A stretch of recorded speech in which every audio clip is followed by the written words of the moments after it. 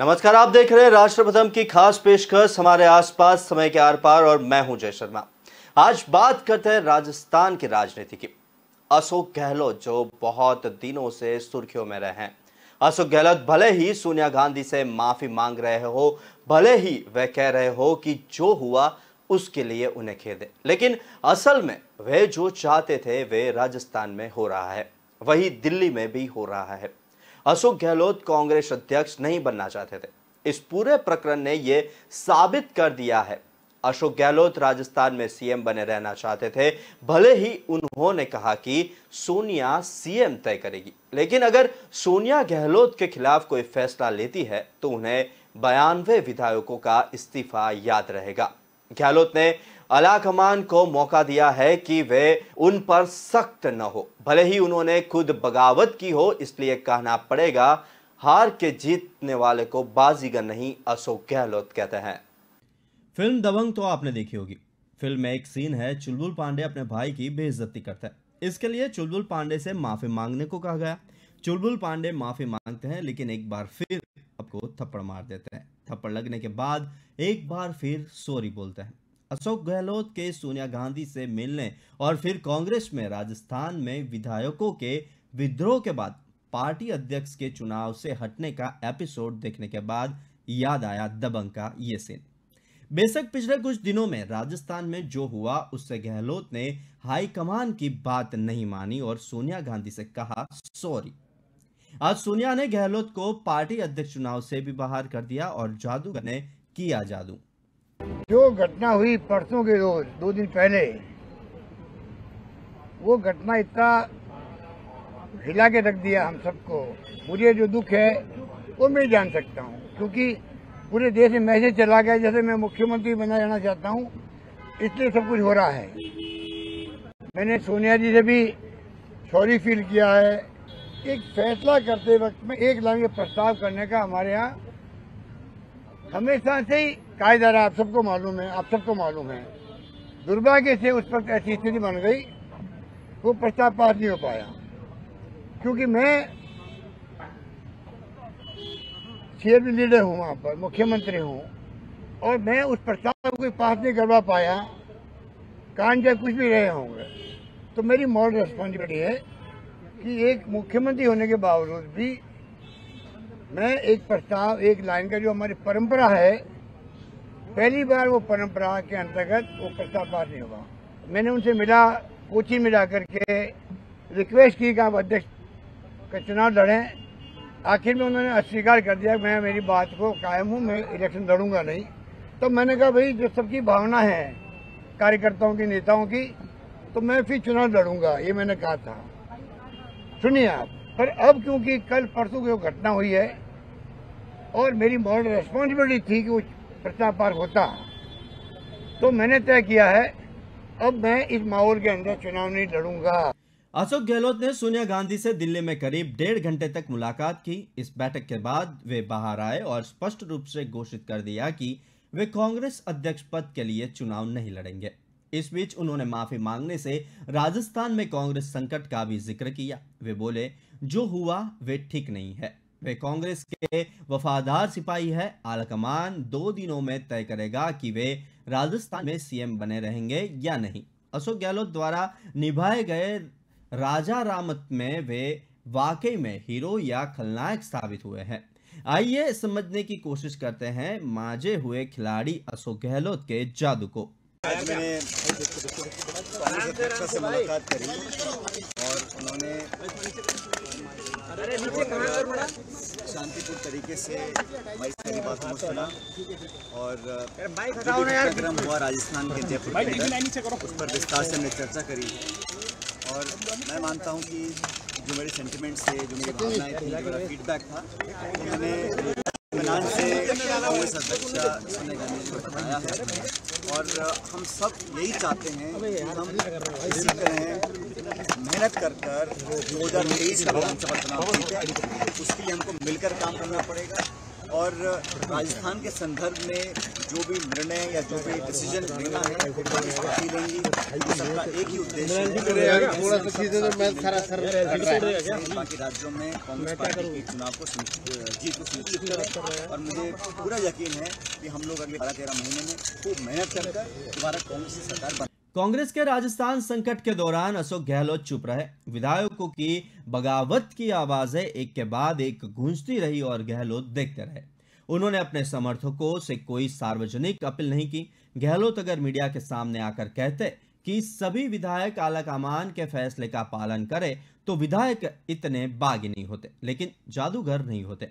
और आप देखिए, करीब 2 दिन बाद जब वे दिल्ली पहुंचे तो 12 घंटे में 2 बार मीडिया के सामने आए। उन्होंने खुलकर बात की और यहां तक कि कांग्रेस अध्यक्ष का चुनाव लड़ने से भी इनकार कर दिया। अशोक गहलोत का माफीनामा ज्यादा नाटकीय लगा। गहलोत 28 सितंबर की रात राजस्थान में दिल्ली पहुंचे थे। रात में ही बयान हो गया था कि सोनिया गांधी द्वारा लिया गया फैसला मान्य होगा।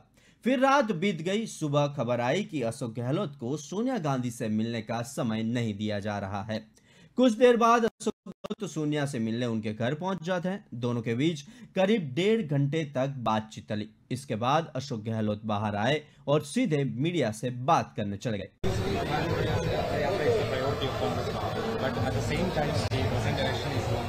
Yes, election is all. The Central Election Authority has announced the process. 24th, the nominations will start until 30th. Anybody who wants to fight elections can file nomination. That's what Mr. Mistry has said. That's what AICC has said. It's a very open, fair, transparent process. 9,000 elected officials will elect the Congress president. No other political party has ever conducted this exercise in its organization. And when they question the Congress, they should look within. The BJP, for example, how they elect their president, who files a nomination, who votes, who elects, nothing. It's all not even on paper. So this exercise is a Congress undertaking, which I think we're very proud of. And whatever will be the outcome, the Congress party will emerge stronger after this election is over.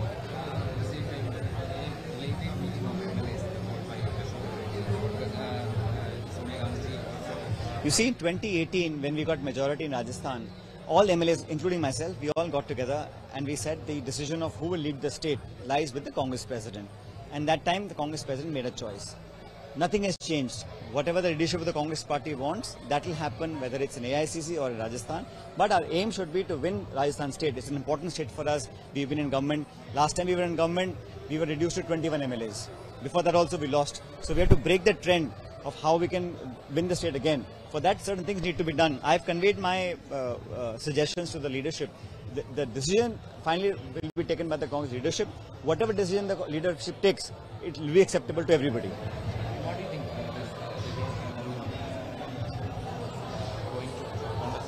There are speculations, but we don't know. Until someone files their nomination, we don't know who the final candidates will be. There are many names doing the round in the media. But I would think it's better to wait, be patient, wait for a few days, and let's see actually who files nominations. Yes, I think majority state Congress units have said that Rahulji should become Congress president and file his nomination. But ultimate decision is his, whether he will contest or not. But people, workers have, including Rajasthan, we've all said what we had to say in terms of having Rahulji as president.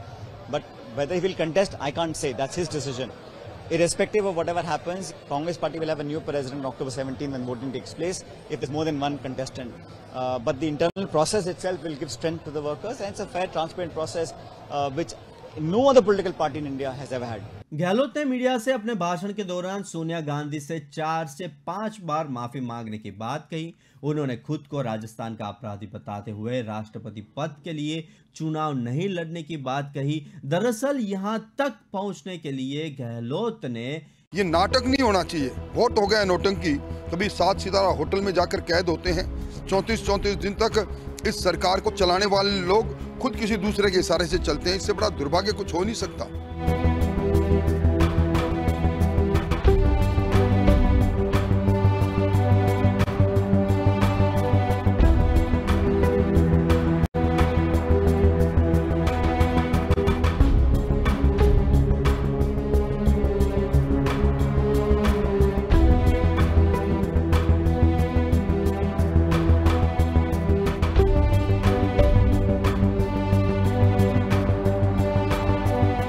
Rajasthan का राजनीतिक घटना चक्र सरकार की अस्थिरता की ओर संकेत करता है।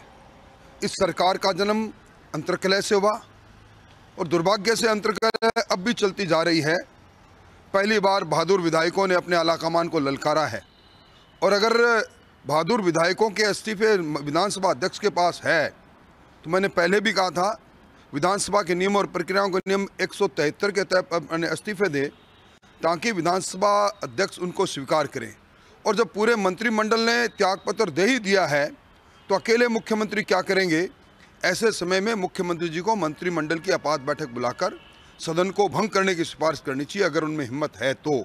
अगर उन्होंने आलाकमान को ललकारा है तो निश्चित तौर पर इस टकराट का नुकसान राजस्थान के लोगों को तो है ही, परंतु राजनीतिक सूचना यह कहती है कि उनको अपने फैसले पर अटल रहकर अब मंत्रिमंडल की बैठक बुलाकर और विधानसभा भंग करने की सिफारिश करनी चाहिए।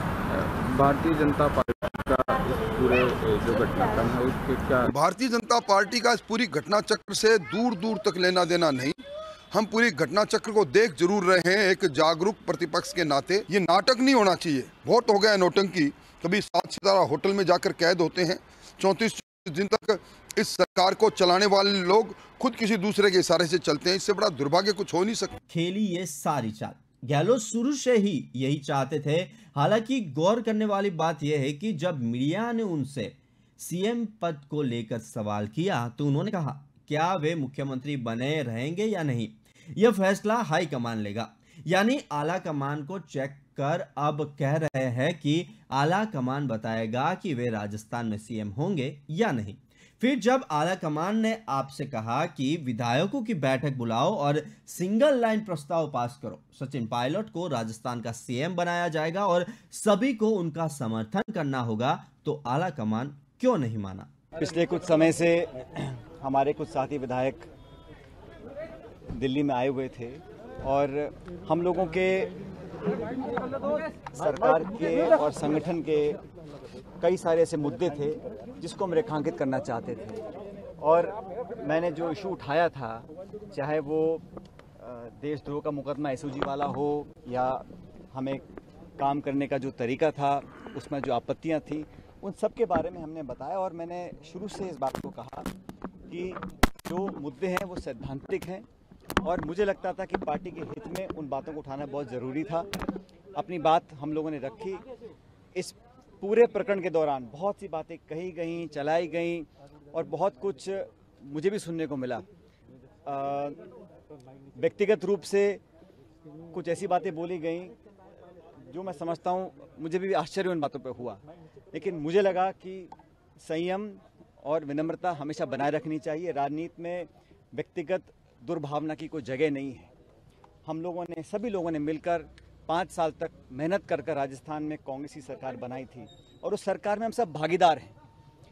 लेकिन जब मुझे लगा कि इन बातों में जहां पर मुझे आपत्तियां थीं या जहां पर मुझे लगा कि अपनी बात रखना बहुत ज़रूरी है, तो कांग्रेस के समक्ष मैंने उस बात को रखा। मुझे खुशी है कि कांग्रेस अध्यक्षा ने, पूर्व अध्यक्ष राहुल गांधी जी ने, प्रियंका जी ने, हम सब ने विस्तार से आज चर्चा करी और हमारे जो साथी विधायक हैं उन सब की बातों को, उन सब के कंसर्न्स को हमने प्लेटफॉर्म पर रखा है। और मुझे आश्वासित भी किया गया है, मैं धन्यवाद देता हूं इस बात का, कि ये 3 सदस्य कमेटी बनकर बहुत जल्द उन तमाम मुद्दों का निराकरण करेंगे जो मुद्दे हम लोगों ने उठाए हैं। मैं फिर कहना चाहता हूं, सैद्धांतिक मुद्दे थे, गवर्नेंस के इश्यूज से जो मैं चाहता था एड्रेस हों, ताकि पार्टी और सरकार उन वादों पर खरा उतर सके जिन वादों को कर हम सत्ता में आए थे। और पार्टी पद देती है, पार्टी पद ले भी सकती है। मुझे पद की बहुत लालसा नहीं है, लेकिन मैं चाहता था जो मान सम्मान स्वाभिमान की बात हम लोगों ने करी थी वो बनी रहे। राजनीति में आज 18-20 साल से मैंने जो योगदान दिया है व्यक्तिगत रूप से पार्टी के प्रति, पार्टी भी बात को जानती है। और हमने हमेशा कोशिश करी है कि जिन लोगों ने मेहनत कर इस सरकार का निर्माण किया है उन लोगों की हिस्सेदारी, भागीदारी सुनिश्चित की जाए। मुझे खुशी है कि कांग्रेस अध्यक्षा जी ने आज जो कमेटी का गठन किया है और ये बात भी जैसा वेणुगोपाल जी ने कहा कि समयबद्ध तरीके से इन सब बातों को सुनकर इसका अच्छा निराकरण किया जाएगा। मैं समझता हूं ये एक स्वागत योग्य कदम है। इसके लिए मैं कांग्रेस अध्यक्ष का धन्यवाद देना चाहता हूं। गहलोत ने भले ही कहा हो कि सीएम पद का फैसला आलाकमान लेगा, लेकिन अभी देखा कि कैसे आलाकमान ने निर्देशों की धज्जियां उड़ाएगी। यानी गहलोत चाहते हैं कि उन्हें सीएम पद से हटाने का फैसला आला कमान के लिए कितनी मुसीबत खड़ी कर सकता है और कब। जबकि गहलोत कांग्रेस अध्यक्ष पद के लिए चुनाव नहीं लड़ रहे हैं। अब आलाकमान गहलोत को राजस्थान से कैसे हटा सकता है? मैं खंडन करती हूं कि अपनी कृत्य को, जो कि सचिन पायलट से कहीं ज्यादा हीनियस है, सचिन पायलट का गतिरोध सिर्फ और सिर्फ मुख्यमंत्री से था, लेकिन जो काम धारीवाल जी ने किया है वो धत्ता उन्होंने आंख दिखाने का काम हाईकमान को किया है। उनके भाषण कह रहे हैं और उस चीज को छुपाने के लिए अब कह रहे हैं कि जो होगा मंजूर है सोनिया गांधी होगा, उसको छुपाना चाहते हैं। वो तो अब पब्लिक डोमेन में आ चुका है, इसलिए अजय माकन पे तोहमत लगा रहे हैं। कार्रवाई होनी चाहिए। पूरे मामले में मुख्यमंत्री अशोक गहलोत चुप हैं, उसको लेकर क्या कहेंगे आप? इस पे मैं कुछ नहीं कह सकती। मेरी मुलाकात CLP वाले दिन उनसे हुई नहीं, वो वहीं थे, हम भी वहीं थे, पर मुझे लगता है वो इंटरवीन करेंगे, उनको बात करनी चाहिए क्योंकि उनके मंत्री परिषद के लोग हैं, MLA हैं, किस तरीके से डील करते हैं उसके ऊपर मैं कुछ नहीं कह सकती। में से चुनना पड़े तो किसी चुनेंगे आप? नहीं, मैं आलाकमान को चुनूंगी। बहुमत है अगर कुछ? बिल्कुल बहुमत है, बिल्कुल स्पष्ट बहुमत है। तो सचिन पायलट को अगर मुख्यमंत्री बनाया जाता है तो आप साथ देंगे उनका? मैं आलाकमान जिसको भी मुख्यमंत्री बनाएगी मैं उसके साथ। आलाकमान ने तो सचिन पायलट के लिए भेजा था ऑब्जर्व। नहीं, बिल्कुल नहीं, ये गलत बात है। आपको बताया किसी ने ये बात? सचिन कल शांति धारीवाल ने गद्दार कहा है, उसको लेकर के मैं कहती हूँ सबसे बड़े गद्दार अगर आज की तारीख में कोई है तो पार्लियामेंट अफेयर्स मिनिस्टर धारीवाल जी और महेश जोशी चीफ विप हैं। वो दोनों अधिकृत मीटिंग को क्यों बाइकआउट करके बैठे थे? और शांति धारीवाल जी जोर जोर से भाषण दे रहे हैं, हाथ पटक पटक के, हाईकमान कैसे नहीं मानेगा, ऐसे नहीं मानेगा। आप हाईकमान को आंख दिखा सकते हैं, इतने बड़े हो गए आप। लेकिन उन्होंने तो कहा है कि मीटिंग जो है वो ऐसे ही मीटिंग की जैसे रोजाना होती है, कोई पहले से प्लान मीटिंग नहीं। KC वेणुगोपाल जी का ट्वीट है, रात को 2 बजे महेश जोशी जी ने हर विधायक को फोन किया है। क्यों फोन किया है, क्यों बुलाया? मुख्यमंत्री जी के यहाँ बकायदा पूरे टेंट लगते हैं, स्टेज लगा है। मुख्यमंत्री जी स्वयं ऑब्जर्वर्स को होटल लेकर CMR आते हैं। क्यों आते हैं? अगर विधायक दल की मीटिंग नहीं थी तो वहाँ पे खाने की व्यवस्था होती है, हमने भी पकौड़े खाए वहाँ पे। पूरे राजस्थान की घटना में अशोक गहलोत हीरो थे या विलेन कहना मुश्किल है, लेकिन खामोश और अनुशासित होने के बावजूद सचिन पायलट साइड हीरो बने हुए हैं, क्योंकि पूरी घटना के दौरान सचिन पायलट या उनके समर्थकों की ओर से एक भी आपत्तिजनक बयान नहीं आया, जबकि अशोक गहलोत के समर्थकों ने पायलट को देशद्रोही बताया। अंतिम परिणाम क्या था? अध्यक्ष पद के चुनाव से गहलोत हुए बाहर। गहलोत के अध्यक्ष पद के चुनाव से बाहर होने के बाद सचिन पायलट फिर से मुख्यमंत्री की कुर्सी से दूर हो गए। अशोक गहलोत बस यही चाहते थे कि सचिन पायलट को CM का पद न मिले और वही हुआ। 102 जो लोग हैं उनमें से नाम तय होना चाहिए कि भाई राजस्थान का मुख्यमंत्री कौन होगा, और इसमें माननीय मुख्यमंत्री अशोक गहलोत जी की भी राय ली जानी चाहिए और भी लोगों की राय ली जानी चाहिए, जिससे कि हम 2023 में दोबारा सरकार बना सकें। ये मैं कहना चाहूंगा। दूसरी बात मैं कहना चाहूंगा, कई बार अफसोस होता है, मतलब जिन लोगों ने अनुशासन तोड़ा, जो लोग प्रलोभन में आकर के चले गए थे लेकिन फिर वापस आ गए, उनके सारे जो गलतियां माफ कर दी गई थी, इसके बावजूद ही अब ऐसे क्या डेवलपमेंट हो गए कि जो ये बात चल रही है हमारी भी। भविष्य में क्या होगा मैं नहीं जानता हूं, लेकिन चुनाव आने वाले हैं, कांग्रेस अध्यक्ष के कुछ निर्णय लीडरशिप को लेने हैं। भविष्य में क्या होगा मैं नहीं जानता हूं, लेकिन हम सबकी एक कलेक्टिव मंशा ये है कि हम मजबूत होकर निकलें, चुनाव जीते अलग अलग राज्यों के अंदर। और राजस्थान में 30 साल से हम कभी सरकार दोबारा बना नहीं पा रहे हैं, उस परिपाटी को तोड़ना है, सरकार दोबारा राजस्थान में बनानी है। उसके लिए पूरे घटनाक्रम में एक बात तो साफ है कि राजस्थान के CM और आलाकमान के बीच हुई लड़ाई में अशोक गहलोत मारा गया था। सोनिया गांधी असहाय दिखती रही। जिस तरह से सोनिया गांधी ने पर्यवेक्षकों को राजस्थान भेजा और उन पर पक्षपात का आरोप लगाया गया, उनके फैसलों की अनदेखी की गई, ये सब गहलोत के करीबी समर्थकों ने किया। लेकिन जब कार्रवाई की बात आई तो अशोक गहलोत को क्लीन चिट दे दी गई, क्योंकि यही कांग्रेस की मजबूरी थी। पार्टी गहलोत जैसे नेता को खोना नहीं चाहती और अध्यक्ष के लिए गहलोत पार्टी की पहली पसंद थे। काफी लंबे अरसे से राजस्थान में अपनी सेवाएं दे रहे हैं। कांग्रेस अध्यक्षा ने, सोनिया गांधी जी ने उन्हें और मल्लिकार्जुन खड़गे साहब को ऑब्जर्वर बनाकर यहाँ भेजा। माननीय मुख्यमंत्री जी के द्वारा समय, तारीख और स्थान तय किया गया और उसी जगह वो पहुंचे, परंतु वहां पर विधायक नहीं पहुंचे, कुछ विधायक ही पहुंचे। धारीवाल जी जो संसदीय कार्य मंत्री हैं और जो महेश जोशी हैं मुख्य सचेतक, उन्होंने विधायकों को फोन करके अपने यहाँ बुलाया और वहां पर उन्होंने उनको रोका।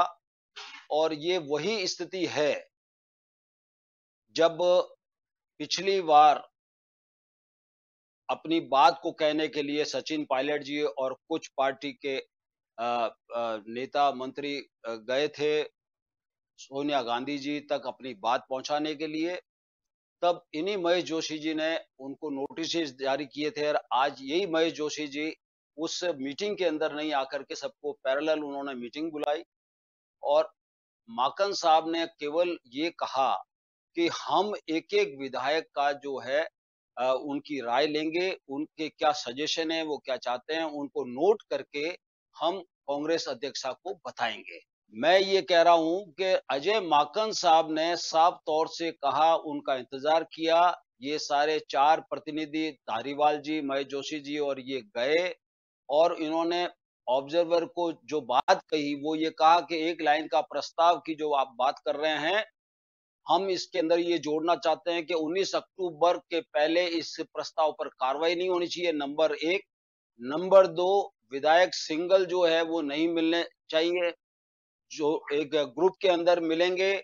उसके अलावा उन्होंने ये कहा कि 102 विधायक जो कि उस समय मौजूद थे, जो इकट्ठा थे सरकार के लिए, उन्हीं में से मुख्यमंत्री बनना चाहिए। तो माकन साहब ने कहा कि ये रिजोल्यूशन कंडीशनल नहीं हो सकता, इसके अंदर एक ही लाइन का प्रस्ताव होता है। 75 साल में कभी ऐसा नहीं हुआ है। हम इंडिविजुअल राय ही लेंगे और वही अध्यक्षा को हम रिपोर्ट बताएंगे। तो उसी पे बात कह रहा हूं मैं। तो उन्होंने अपनी बात कही और उसके बाद में कोई विधायक यहाँ उनसे मिलने नहीं आए और वो यहाँ से वापस चले गए। और यहाँ पर धारीवाल जी ने, जो संसदीय कार्य मंत्री है, आज उन्होंने मीटिंग करके माकन साहब पर बहुत बड़ा चार्ज लगाया और उन्होंने ये 3 बार कहा, 4 बार कहा कि मैं आरोप लगाता हूं, मैं आरोप लगाता हूं, मैं आरोप लगाता हूं।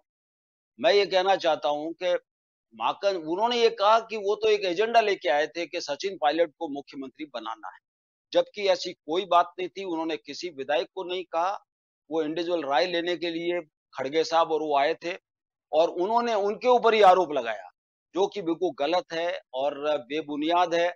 और अपने आप को जो उन्होंने जो एक्ट किया था, जो पार्टी अध्यक्षा के निर्देशों के विरुद्ध जाकर के उन्होंने पैरेलल मीटिंग बुला करके जो जिस तरह का माहौल बनाया राजस्थान में, तो एक बात उन्होंने बहुत सिंपल सी बात कही थी कि ये कॉन्ट्रोडिक्टरी होगा। 19 अक्टूबर तो अध्यक्ष चुनाव की स्थिति है, तो उसके अंदर कैसे उसके ऊपर छोड़ा जा सकता है और कभी कंडीशनल रिजोल्यूशन नहीं होता है। पर आप ये देखिए कि वो अपनी तरफ से एक तरफा उन्होंने कहा कि मैंने कोई मीटिंग नहीं, मैंने तो कुर्सियां लगा दी थी, लोग आ गए थे, समोसे खिला दिए वगैरह, वो जो भी बात है, ये बात शोभा देती नहीं है। उनका गहलोत भले ही माफी मांग रहे हो, कह रहे हो कि जो हुआ उसके लिए उन्हें खेद है, लेकिन असल में वे जो चाहते थे वे राजस्थान में हो रहा है। दरअसल गहलोत ने पार्टी के पास कोई विकल्प नहीं छोड़ा था। जादूगर के नाम से मशहूर गहलोत ने आलाकमान को कुछ इस तरह चकमा दिया कि अब फिल्म बाजीगर का डायलॉग याद आ गया, जिसमें शाहरुख कहते हैं हार के जीतने वाले को बाजीगर यानी अशोक गहलोत कहते हैं। डेमोक्रेटिक तरीके से पूरे हिंदुस्तान के कांग्रेस पार्टी के अध्यक्ष का चुनाव होने जा रहा है और मुझे पूरा विश्वास है जिस तरीके के हमारे मुख्यमंत्री नेता हैं, उनको जरूर इसमें कामयाबी मिलेगी और पूरे देश के कांग्रेस कार्यकर्ता एकजुट होकर उनकी जरूरत करेंगे। कोई अभी तो कोई सवाल है नहीं सीएमशिप का, क्योंकि मुख्यमंत्री जी अशोक गहलोत जी मुख्यमंत्री है। कल वो राष्ट्रीय अध्यक्ष बन जाते हैं तो एमएलए से बात पूछी जाएगी। बहुत जल्द ही आला कमान की कुर्सी पर अशोक गहलोत जी आने वाले हैं, बहुत जल्द ही आला कमान की कुर्सी पर अशोक गहलोत जी आने वाले हैं। अध्यक्ष बनने जा रहे हैं गहलोत साहब, प्रदेश में कौन होगा? देखिए, ऐसा है कि कांग्रेस में ये परंपरा रही है, डिसिप्लिन और डेमोक्रेटिक पार्टी है।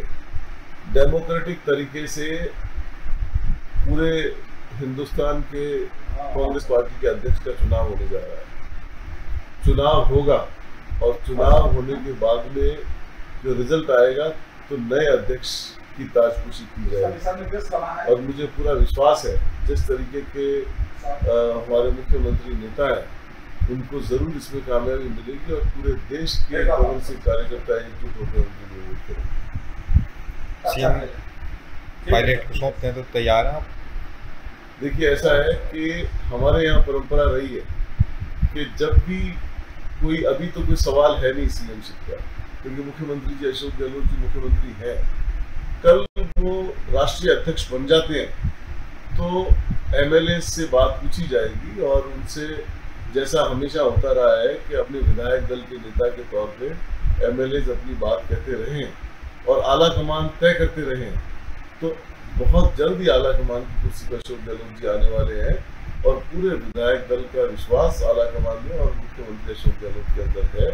जो भी डिसीजन होगा उचित होगा। अशोक गहलोत कांग्रेस अध्यक्ष ही नहीं बनना चाहते थे, इस पूरे प्रकरण के यही साबित कर दिया है।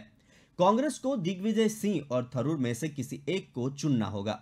अशोक गहलोत राजस्थान में सीएम बने रहना चाहते थे, भले ही उन्होंने बाहर आकर कहा कि सोनिया सीएम तय करेगी, लेकिन अगर सोनिया गहलोत के खिलाफ कोई फैसला लेती है तो उन्हें 92 विधायकों का इस्तीफा याद रहेगा।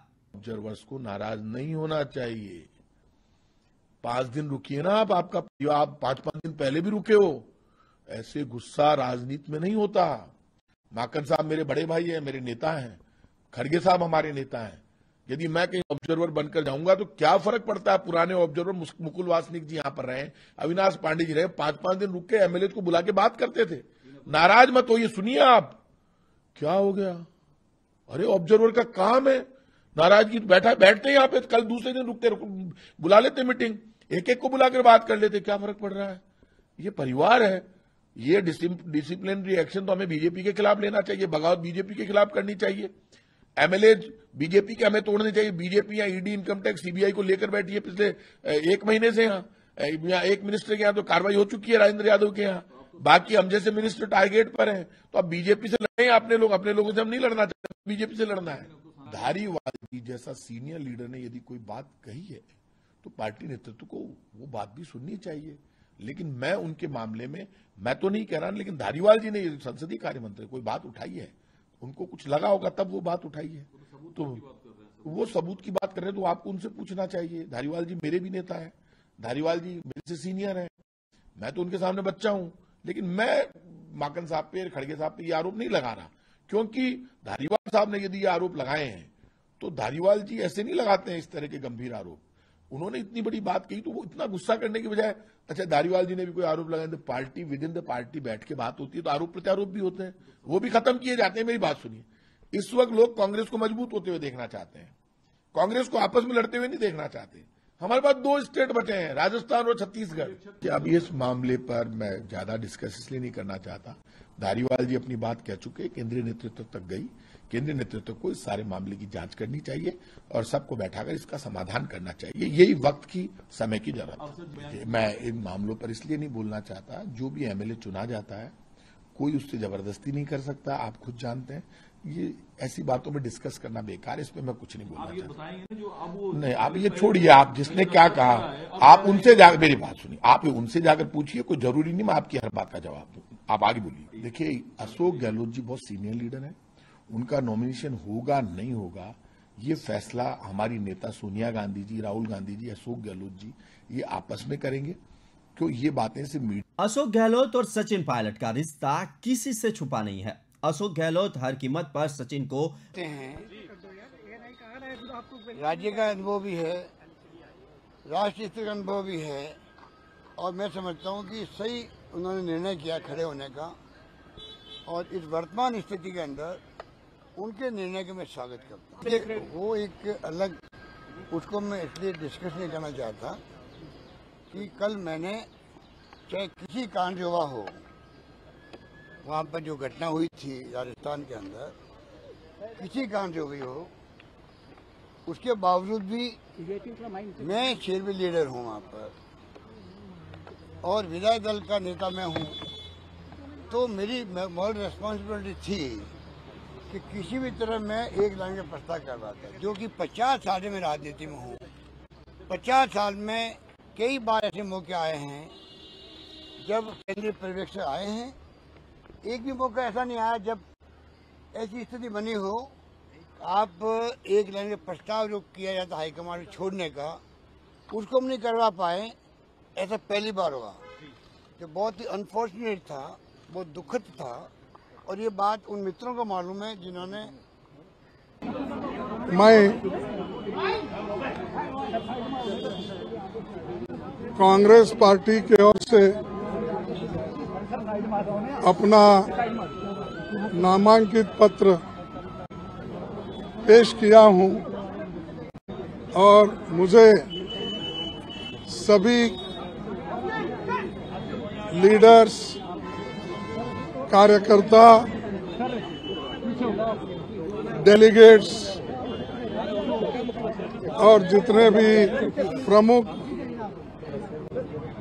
राज्य है उस राज्य के नेता लोग भी यहाँ पर हाजिर होकर मैं किसी पद पे रहूं। मैं राजस्थान का हूं, मारवाड़ का हूं, जोधपुर का हूं, महामंदिर का हूं, जहाँ मैं पैदा हुआ। मैं उससे कैसे दूर हो सकता हूं? मेरी जिंदगी अंतिम सांस तक मैं कहीं रहूं तो मैं उनकी सेवा करता रहूंगा। बार बार मैं कहता हूं उसके मायने होते हैं।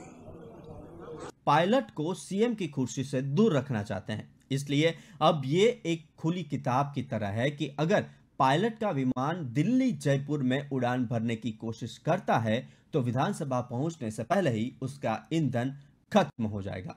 आप देखिए सारा ड्रामा। गहलोत जैसे वरिष्ठ नेता ने बंद दरवाजों के पीछे इस तरह माफी मांगी, लेकिन गहलोत की माफी तुरंत मीडिया तक पहुंच गई। गहलोत यह दिखाना चाहते हैं कि भले ही इसमें मेरी कोई गलती नहीं थी, लेकिन मैंने माफी मांग ली। गहलोत का यह बयान भी गौर करने लायक है, जिसमें उन्होंने कहा था कि पार्टी में एक लाइन में फैसले लिए जाते हैं। क्या गहलोत ऐसा कहकर आला कमान पर हमला नहीं कर रहे हैं? देश की युवा पीढ़ी को अनुभवी गहलोत से राजनीतिक कौशल सीखने की जरूरत है। अगर ये कोई अन्य नेता होता तो वे मीडिया से यह कहते हुए दूर चले जाते कि ये पार्टी का आंतरिक मामला है, लेकिन बार बार कैमरे पर माफी मांगकर अपनी प्रोफाइल उठाई है। ऐसा करके उन्होंने आलाकमान को अपने खिलाफ सख्त न होने का मौका दिया है, भले ही उसने खुद बगावत की थी। अब देखना होगा कि किसका पलड़ा राजस्थान में भारी रहेगा। नमस्कार।